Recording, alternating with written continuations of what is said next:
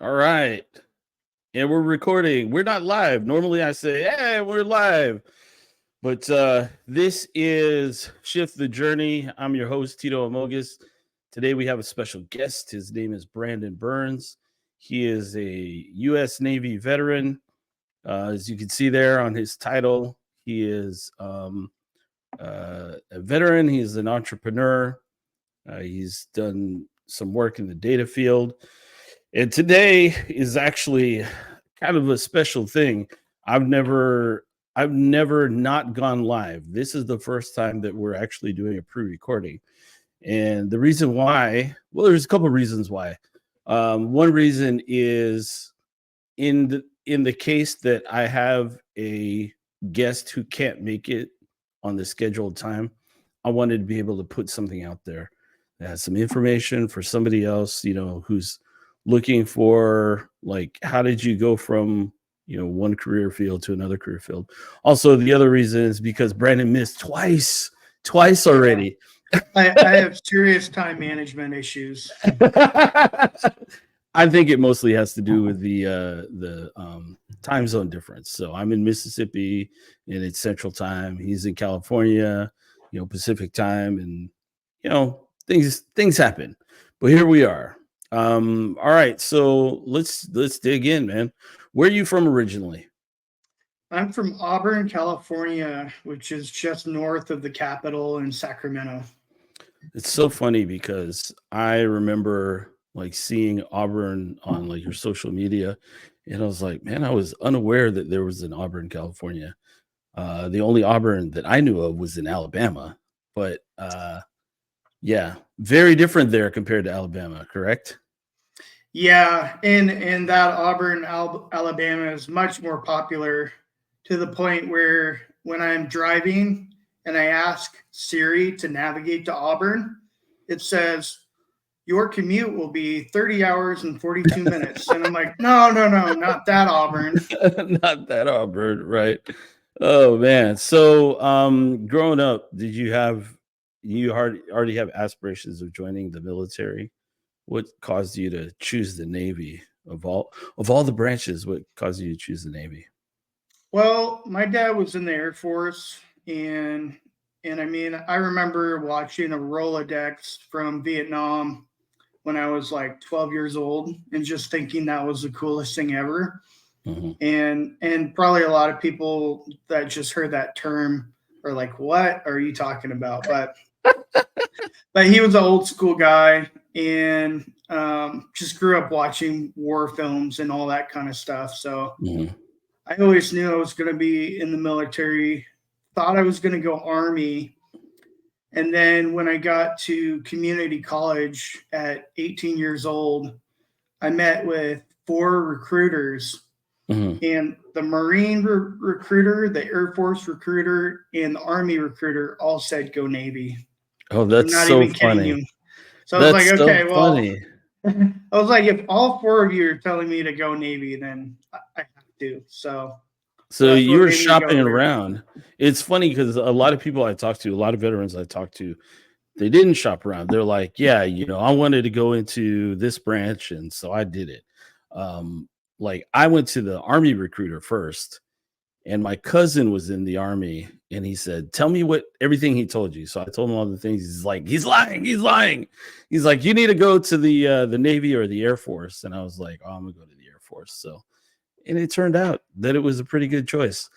But so, how long did you go? Like delayed enlistment, or did you go like pretty quickly after that? Well, it was interesting because I just thought I'd do a regular job. And then I guess I was pretty good at the physical test.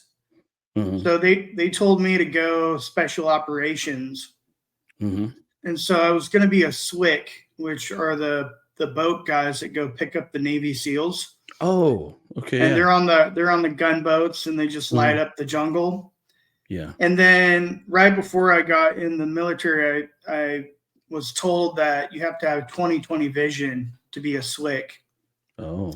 So I was heartbroken, but they said that you can be a Navy diver and you don't have to be 20/20. So they changed my contract and I passed all the physical tests. Mhm. And then, I got that early call. I was supposed to leave in May. Got a call in March saying, "Hey, we got a spot for you." And they gave me like a 2-day notice. So Oh, I that's had to brutal.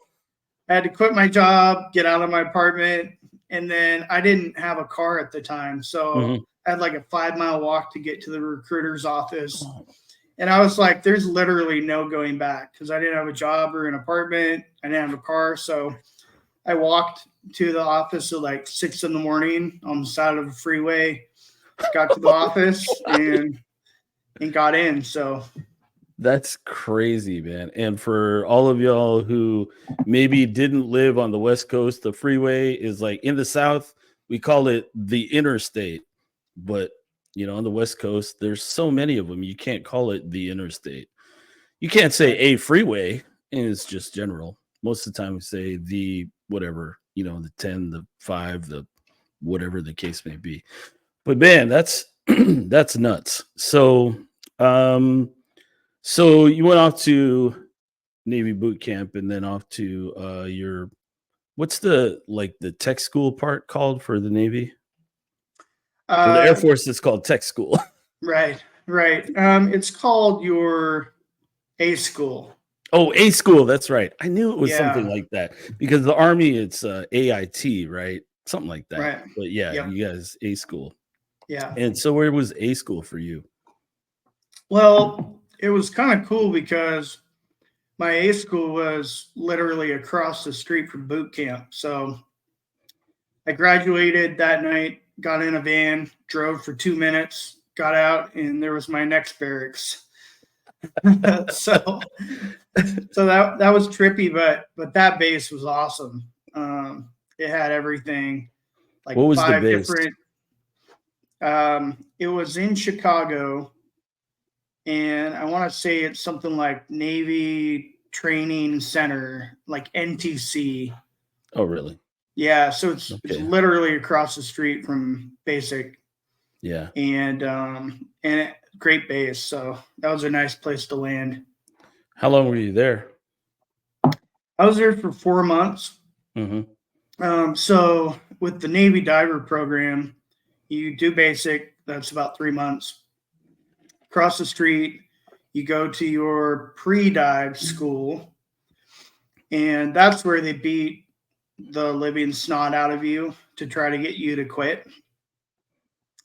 And so I made it to the end of pre-dive, and there's a week where they do drown proofing at the end.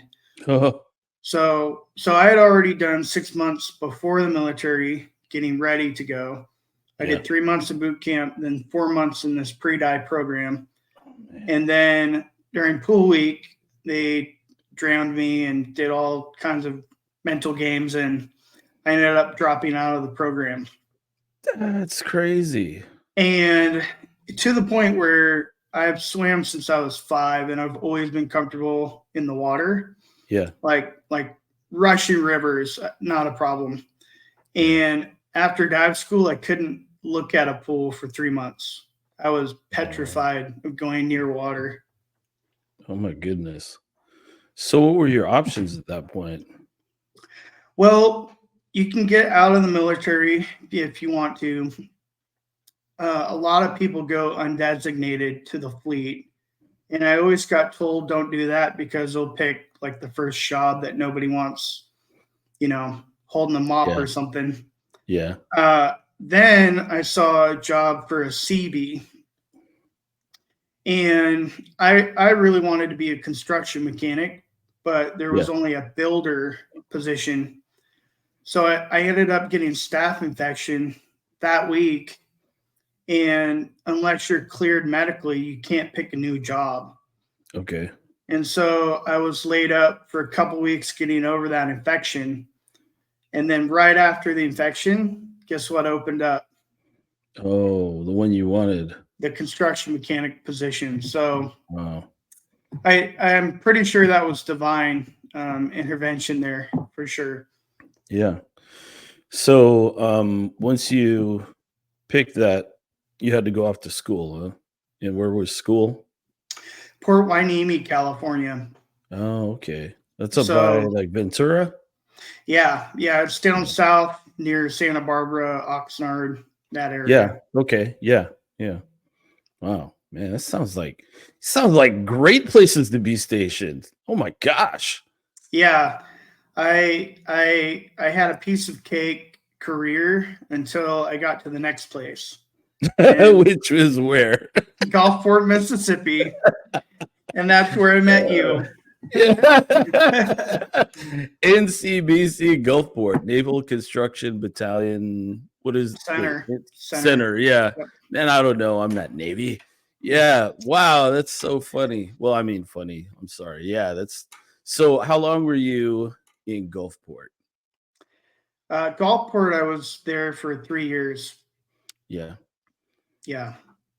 What's did you so when you came here, were you like man, I feel like I would have felt like it was forever before, I got to my first base if I had been waiting as long as you, which coincidentally, I did wait a long time. Mine was kind of like that, like but not like I didn't drown or anything, but as far as going to like tech school down the road for basic training, man, I did that. Like my electronics principles was on the Medina Annex of Lackland Air Force Base. So they put me on a bus. We went on the other side, and then they dropped me off. And that was tech school. I was like, oh, that's weird. And I was Wow. there for a while. And then I went to Vandenberg Air Force Base, which is also by Santa Barbara. And I was there for like, was it 4 or 5 months? And by the time I got to my first duty station, I had been in almost a year. Wow. So that That's that sounds a crazy. lot like you, huh? So you'd been in for a while. Was that like you're like, oh man, finally I get to my first duty station? And what time of year did you get here? A little bit. So, yeah, a couple things. First of all, I'd never been out, well, I can't say out of state, but on a plane until I got in the military. Yeah. Secondly, I had never moved in my life, other than like a couple months at that apartment I lived in. So I went from same house, same state to moving 11 times in that first year between barracks, bases, and then different training schools until I finally got to Gulfport, Mississippi. Gosh. So that was a lot of transitions. Um, Also, when I did finally get to my final duty station, they were coming back from Afghanistan, and Oh. they had a super rough deployment where a lot of them got blown up by IEDs. Mhm. A couple of people got in um, direct fire, and a guy even killed 3 of the Taliban with the bulldozer. Oh my gosh. Um, and I mean that was a pretty heroic thing that was well praised, but he was a mess. You know what I Oh mean? yeah. And Yeah. so that was hard for me because I got to my first duty station. Everybody had just gone through this trauma. And so my first experience of my battalion was all these broken men and women who had this Mhm. traumatic experience and didn't know how to deal with it. Mhm. And I think they took out a lot of that emotion on me and other members of the Seabees that had just got there and were brand new. Oh man. So a little bit of bullying, a little bit of hazing, um, and we worked it out, over time. But that was really hard to go from this relatively easy part of my career up to Mhm. that point to then like just full on welcome to the military at that battalion. Oof, man. No, I can't imagine that. So you were down here for 3 years. Um, in that time, were you thinking about like, oh, exit strategy, or were you thinking about reenlisting? So I always thought I was going to go back to special forces. I wanted to get my eyes fixed and maybe go SWIC or SEAL. I wanted to go back to dive school and actually graduate. And then the Seabees actually have their own special forces that are called underwater construction, like the underwater construction team. Wow. And part of what they do is building mobile docks, if you will, for situations where, like tanks or something have to cross a river. They'll deploy these bridges and weld them together. They might fix ships, but they also go overseas and do some special tours in some of our combat countries. And so I had special access to that because the requirement was that you had to be a Seabee before you could try out for that program. Okay, yeah. So I really spent the 3 years that I was at Gulfport training and pushing myself physically to try to go back to a special program. Wow. Okay, so then what all did you have to do to get into that program? Same thing for the Navy dive, SEAL, SWIC, all those programs. You have to pass what's called a PFT, Yeah. physical fitness test. Right. And there's like the regular version that everybody has to do. And then this version has a combination of swimming, running, pull-ups, push-ups, sit-ups. And there's a baseline that you have to get above in each category in order to even qualify for the program. And then it's very selective from there. They look at your evaluations. They look at your health. If you have anything in your medical record, they'll disqualify you. So that was like what a lot of people do is they'll hide stuff. They'll hide an injury. They won't go to the medical room because everything's documented, and you don't want that in your file to go in a special program. Yeah. Wow. So how'd you do on the PFT? I always did great in every category except running. And Really? And running was the last category. Yeah. And so I just blow everything out of the water. And then I get to the running portion and they'd see me running the 1.5 miles in like 11 minutes. Yeah. And they were like, "What's wrong with you?" And like, but some of us are not built for running, man. It's funny because like I had the same experience with that. Like they're like, how many it was funny because I always had like a little belly, and then people are like, I bet you can't do a bunch of sit-ups. I'm like, bro, I did like 70 sit-ups. And it's like, how many push-ups? I did 70 push-ups. How fast did you run 1.5 miles? I'm like, my fastest was like 13.5 minutes, man. And I was dying. I was like, ah. But it's hard to run when you got a lot of muscle, man. Yeah. Oh my gosh. Yeah. And short legs in my case. Short Kings Unite. Yeah. Oh my gosh. So so you didn't pass because of the running, or I'd always pass, but it was by the skin of my teeth, and I think I was competitive because I was so good at everything else. Yeah. I always had like the best evaluations. I didn't have any medical issues. Yeah. And so the running was something they're like, let's keep an eye on this, but they typically pass me. So yeah. So but as far as like going into that new field, did you take the PFT for that? Yes. So I tried out, and this was toward the end of my tenure, both at Gulfport and also in the military.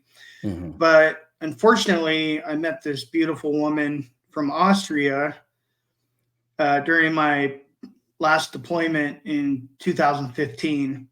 And that was my decision to basically get out of the military and be a family guy. You said unfortunately. I hope she's not listening. just for the fact that I never got to go back into a special program. But I had to make that decision of going Yeah. back in and basically staying in for life or getting out and getting married. So Yeah. And so then when you were getting out, did you know what you wanted to do when you got out?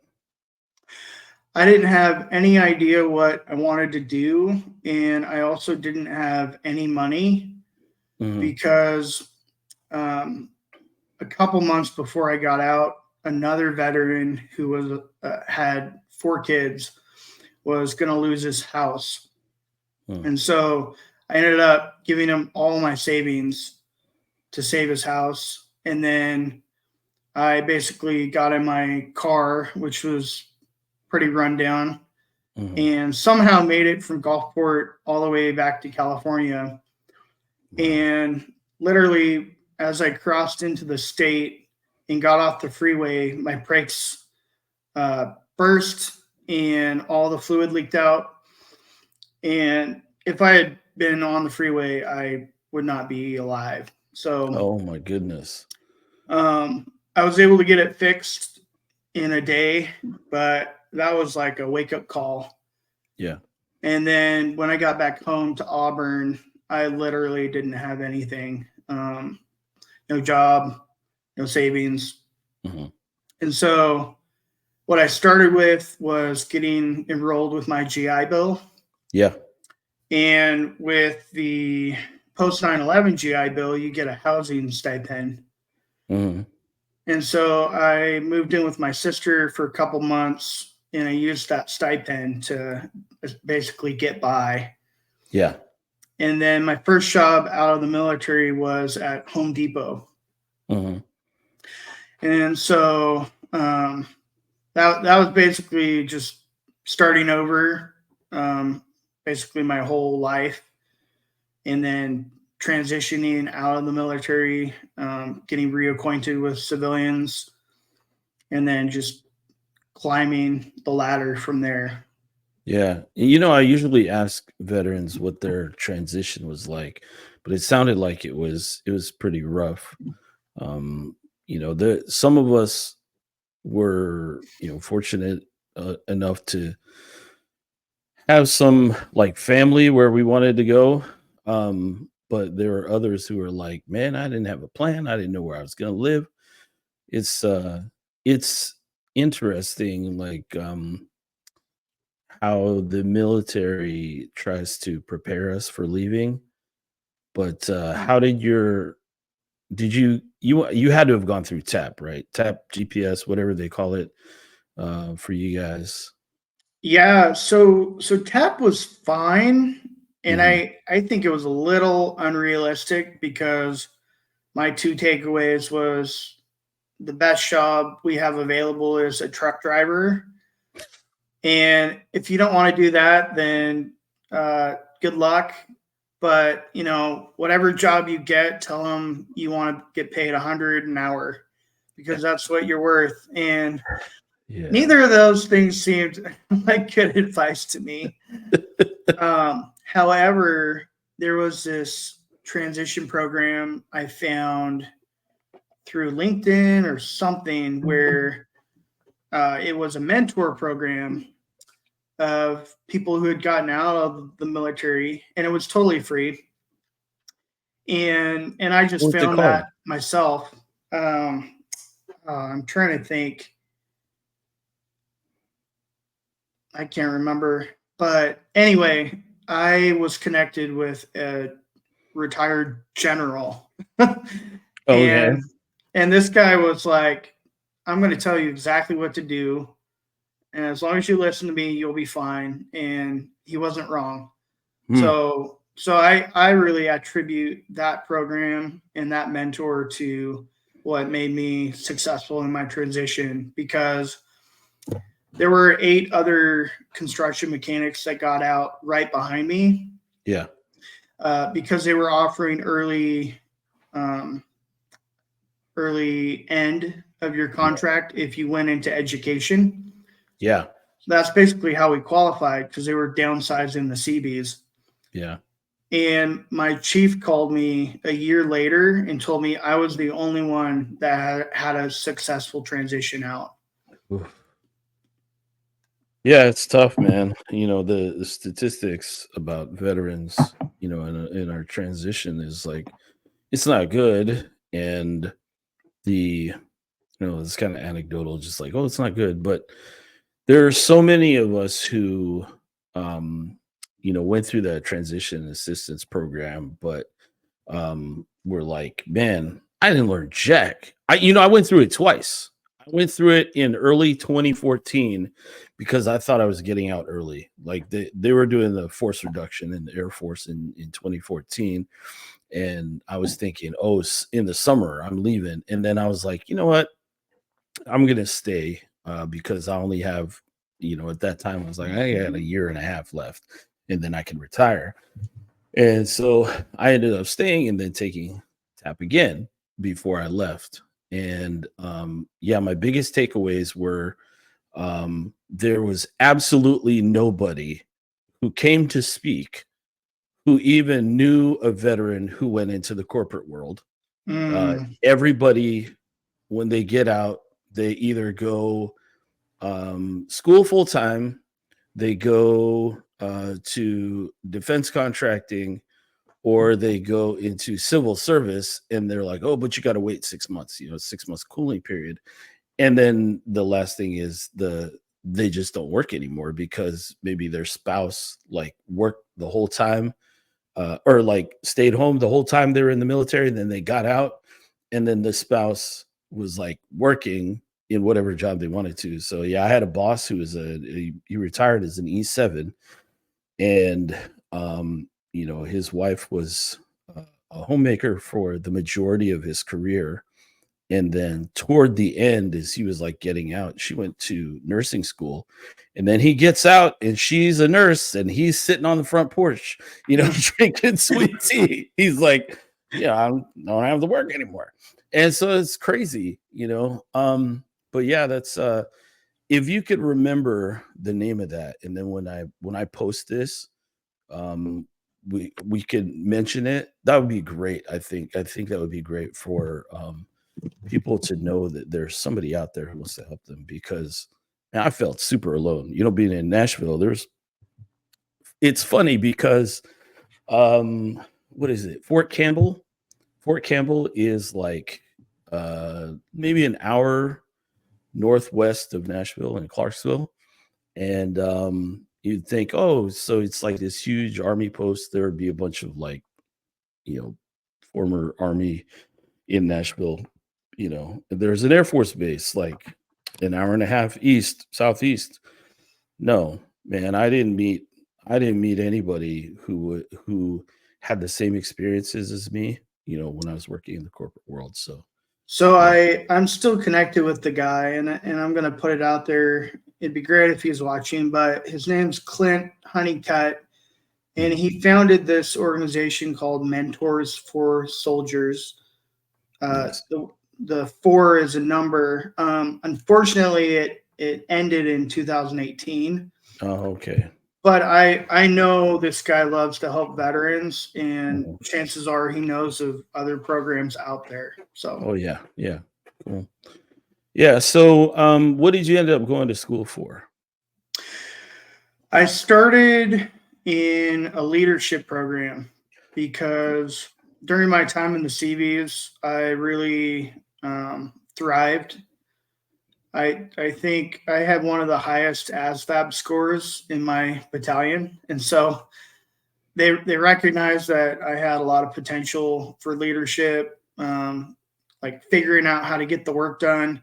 Mhm. And so I got put in charge of a lot of people that were even a higher rank. Uh-oh. We lost you.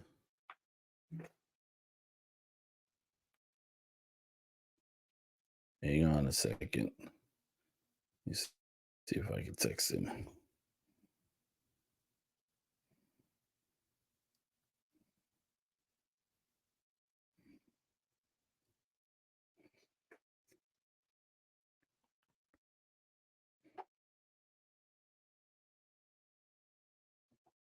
Please stand by. We're having technical difficulties.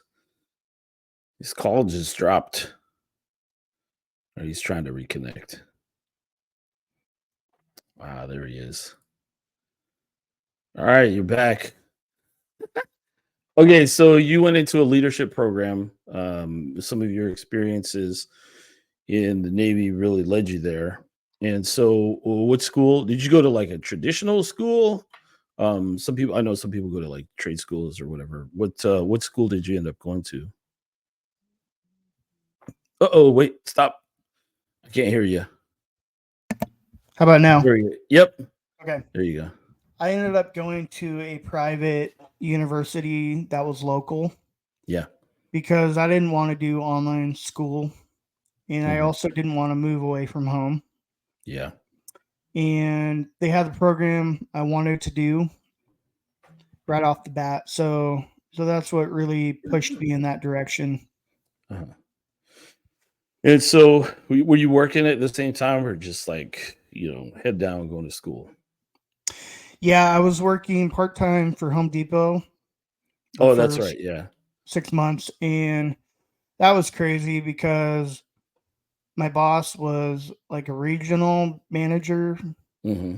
and they ended up letting him go and putting me in charge of the department I worked in. Gosh.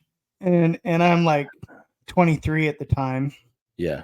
And I was a couple months from being married. Hmm.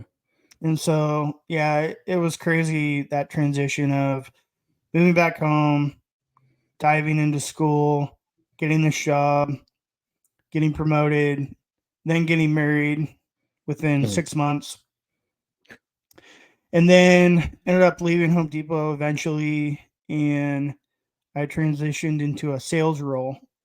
Yeah. So that was like the second year of marriage.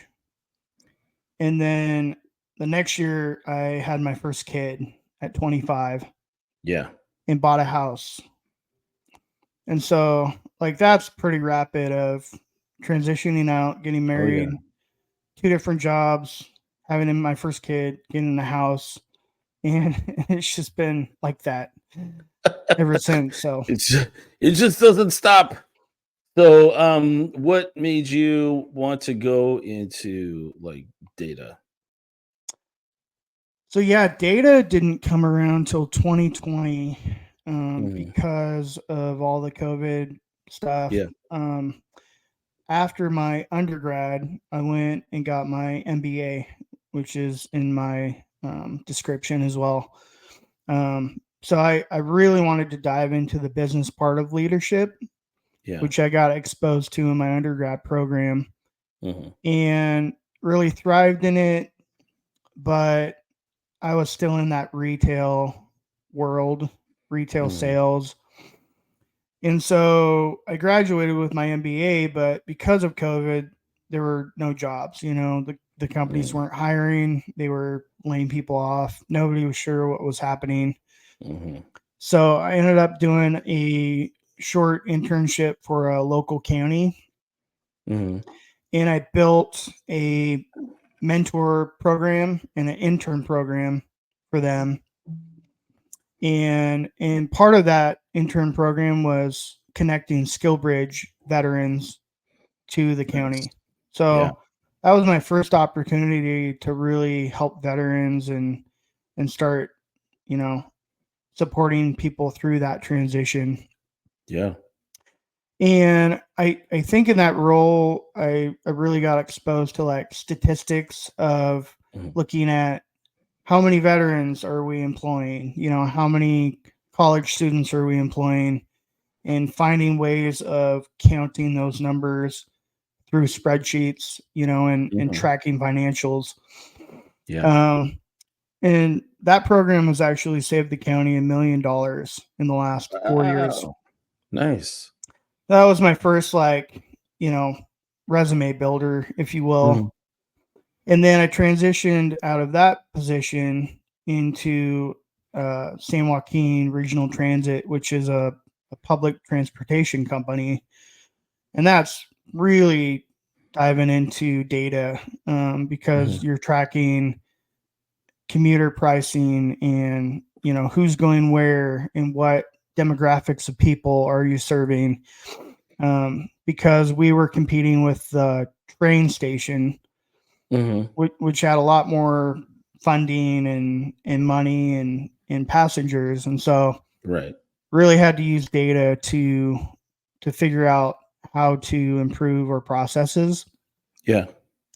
And that's really where I started learning different tools like SQL, BI tools, programming Yeah. tools, and sort of building my data experience. And then I transitioned from that position to a local school, and I'm in the data service department, and everything I do is data. Yeah. And so it's been really cool because when I came on board, they didn't have any data visualizations, and they Yeah. didn't really have a concept of how to use data to make business decisions. Yeah. And so I've been there for 2 years now, and I was able to show them how these certain students were leaving the school because they they didn't have a program available for a middle school genre. Mhm. And so our school ended up launching a program, and we're starting it this fall with 200 students, and the demand's already climbed to like 300 students. Wow. And just those 200 students are going to bring in 3.5 million more funding for our school. Wow. So there was Man. that. I also support the special ed team, and I noticed there was a big loss of students Yeah. throughout the school year. And so I was able to use data to explain why these students weren't getting the services they needed, Nice. and also why they were transitioning out. And we were able to fix a lot of these issues and retain more of those students and make them happier as well. Yeah, man, that's great. That's really good examples of using data to help people. I really like that. That's cool. And so I'm looking at your title there. I know you have that on LinkedIn too. Yeah, I got a whole bunch of stuff on my LinkedIn too. But it says MBA, went over that. Veteran, went over that. Entrepreneur. What is it that you're doing or you have done that's entrepreneurial? I can't say that word. Entrepreneurial. Yeah. Not an easy word to say or spell. No. Um yeah, so I've always wanted to be a business owner. Mhm. I think of myself as sort of a CEO. I think high level, 5-10 years down the road. I love creating things. And I think because of that stressful transition out of the military, I never really felt like I could walk away from security once I got that first job, Mhm. because I was always worried about how am I going to pay my bills next month. So I had that. And then I also had my wife who loved security. And now I'm actually up to 4 kids. So Oh my I'm gosh. It yeah, seems like it seems like just yesterday you had one kid. You have 4 kids? I have 4 kids. Man, that's And my current job is probably the most stable position I've ever had. I have a pension, I have full medical benefits for the whole family. nice. And so it's not really the logical time to walk away from that. Yeah. However, my wife finally told me 3 months ago, she said, I know you've always wanted to be a business owner. And so she said, if an opportunity opens up, I want you to go for it. Mhm. And I couldn't believe she said that because she's never said that before. She's never felt that way. So Yeah. when she said that, that really motivated me because I'm like, okay, well, now is my time. And so I'm actually launching 4 different businesses right now. What? What? What? Yes.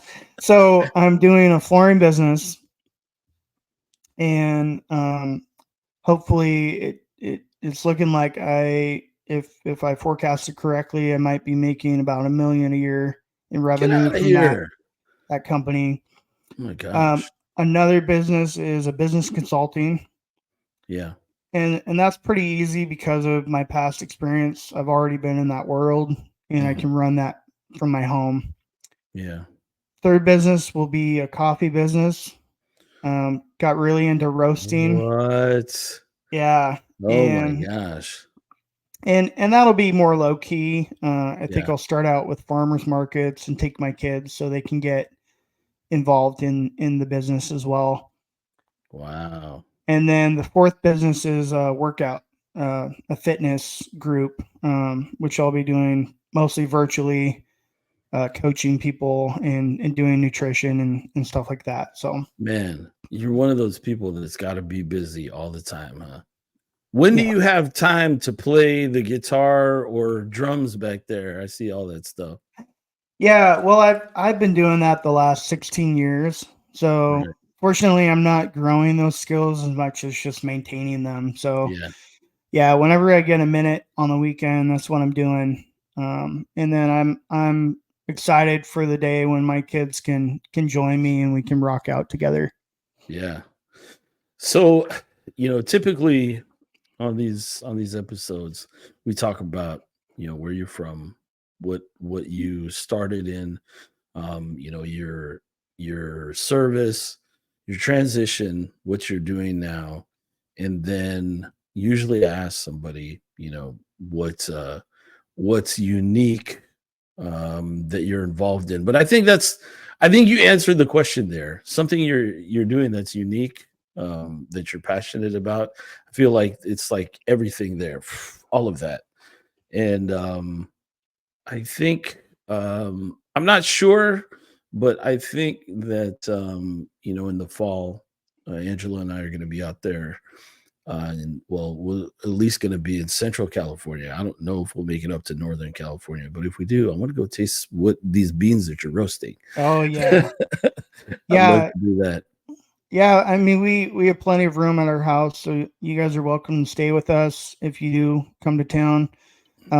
You one of your guests, Jesse McBride, is Oh yeah, bringing that's his right. family. Yeah, so they're coming next week, and they're going to be with us for two and a Oh, half weeks, I is it believe. next So week already? Yeah, he told me yeah, about it. He's like, "Oh yeah, we're staying with Brandon." I was like, "Oh, okay, cool."